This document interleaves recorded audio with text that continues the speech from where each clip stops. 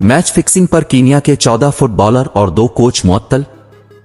Football Kenya federation ने national league में match fixing पर 14 खिलाड़ियों और 2 कोचेस को मुअत्तल कर दिया है। फ्रांसीसी न्यूज एजेंसी AFP के मुताबिक जुमे को मुअत्तल किए जाने में से 6 ज़ुकुरिचो FC क्लब के खिलाड़ी हैं, जिन्हें फीफा की कमेटी ने 2021 में मैच फिक्सिंग पर कीनिया प्रीमियर लीग से निकाल दिया था। फुटबॉल कीनिया फेडरेशन का कहना है कि उसने इन खिलाड़ियों को तहकीकात के बाद मुअत्तल किया है। एक बयान में कहा गया कि फुटबॉल कीनिया फेडरेशन को खुफिया रिपोर्ट मिली जिसमें मुतअद्दिद खिलाड़ियों और ऑफिशियल्स के मैच फिक्सिंग में मुलव्वस होने का बताया गया।